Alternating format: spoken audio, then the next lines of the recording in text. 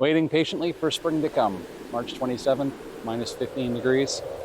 Good times. Springs, springs, springs.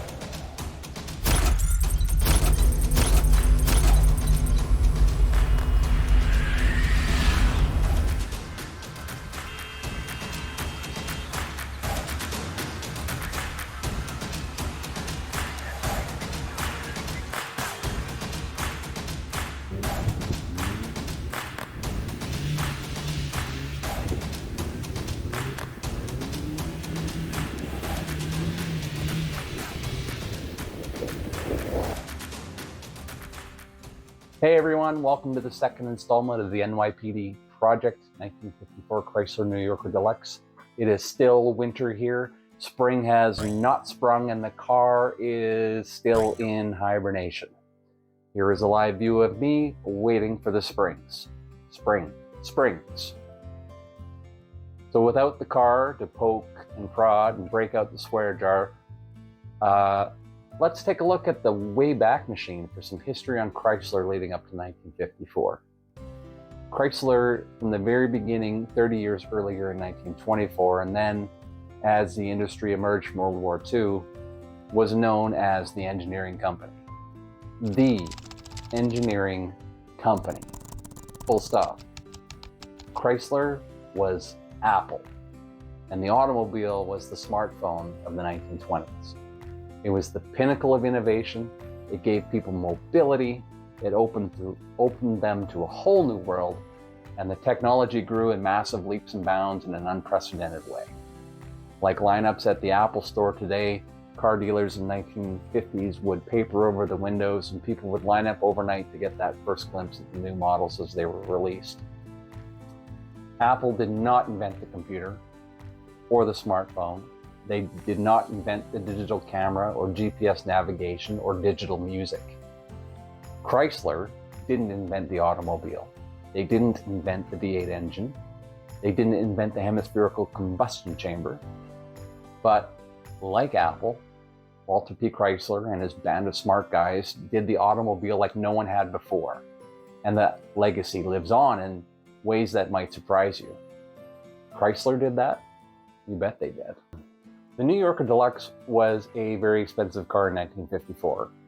It was a technological wonder, but it was wearing granddad's clothes.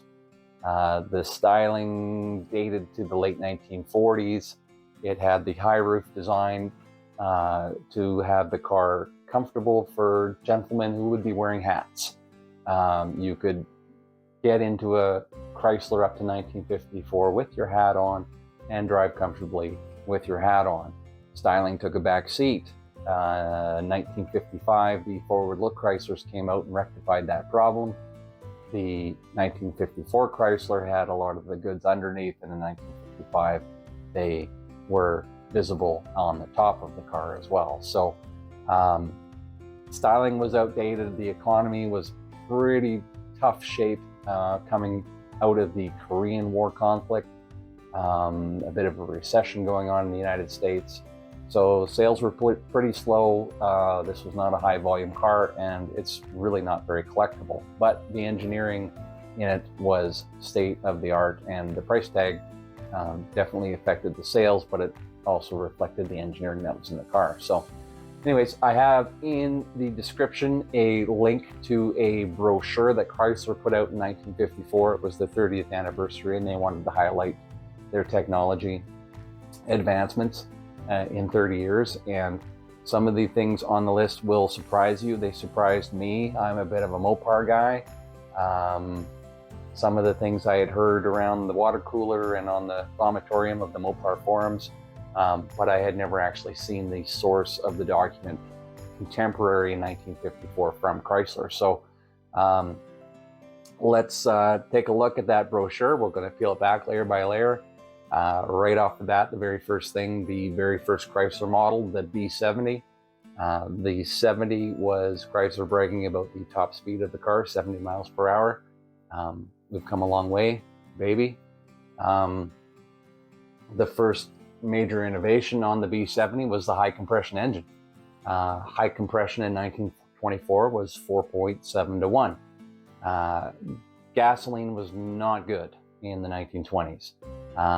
It varied by region, depending on where you lived, and it even varied from gas station to gas station as to what you'd be getting from the pump when you went to fill up. So manufacturers had to keep compression low on the engines with the poor quality fuel to prevent detonation and pinging and knocking, all things that would destroy an engine.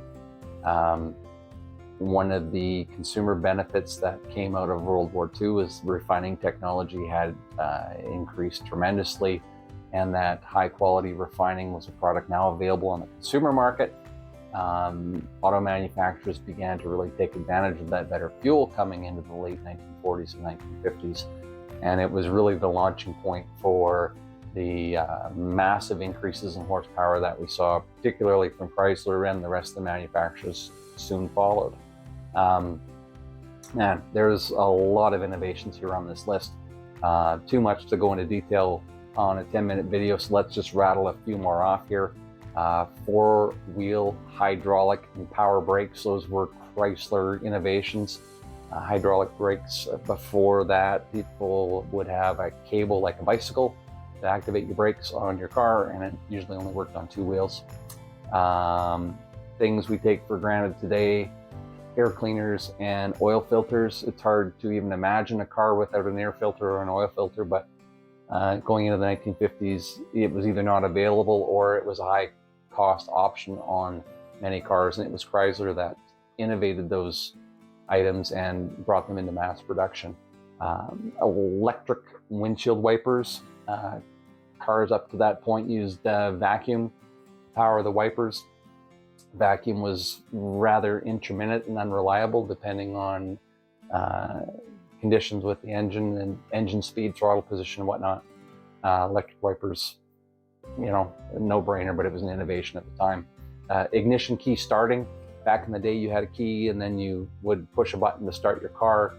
Then for convenience, using the key alone would start the car. That was a Chrysler innovation.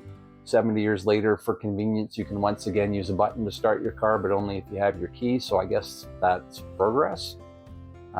Safety rim tires, all cars have it today, but it was Chrysler who started it. Blowouts were common, and the safety rims would hold the tire in place on the rim, so if you had a blowout, your tire wouldn't go off into the tulies and you would go the other direction into the ditch. You'd be able to safely bring your vehicle to the side of the road. All cars have it today, and it was a Chrysler innovation that brought it to the market. Rubber tires, we got rubber engine mounts, separating the frame from the engine with a rubber isolator was a Chrysler innovation. It's standard in all cars today. Rubber body mounts to isolate, again, the passenger compartment from the frame of the vehicle, all things to make the entire experience of driving a car less tiring and less taxing, with less vibration coming through to the passengers. So, man, lots of stuff here. That's enough tech talk for today. There'll be more to come. We're probably next episode going to go more in deep on the actual 331 firepower Hemi, the technological innovations that engine brought into the marketplace, and especially 1954 with the Deluxe. It was a real harbinger for what was coming very shortly down the pipe, and it would later be known as the first generation Hemi. So don't forget, if you like what you're seeing here, please hit the like button, subscribe if you haven't already, ring the bell for notifications so when I post the next video. I'm going to try to put something out every week between now and when the car arrives. As promised, we'll do a quick update on the shop. Nothing has happened. Springs, not the season, but door lift springs are back ordered. I'm going with a high lift door design. I have 12-foot ceilings with tracks going right up to the top. And I'm going with a T18 insulated door. The door is heavier than a standard door, so standard springs won't do the job. They might do the job for a while, but they will probably break. So they need the heavier springs. I've been given a rough time that they should be in today, tomorrow. So hopefully that means that the door will get installed this week, and then we can close up the envelope of the building and get started on getting it ready to receive the car. So another future episode, we'll go into detail on what it's like to build a shop in a city, in an urban environment. I made lots of mistakes. I'm a car finance guy. I'm not a construction guy. So I'm not a construction guy or not a mechanic.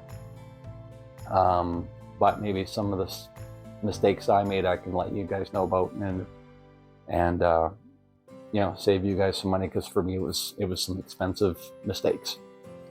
So that's all I have for you guys this week. If you like the content, again, please subscribe. I will see you in a week's time. Stay safe, stay warm, keep the shining side up, and cheers.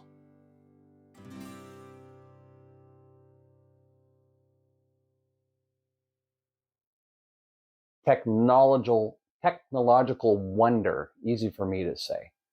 It was important in those days to in the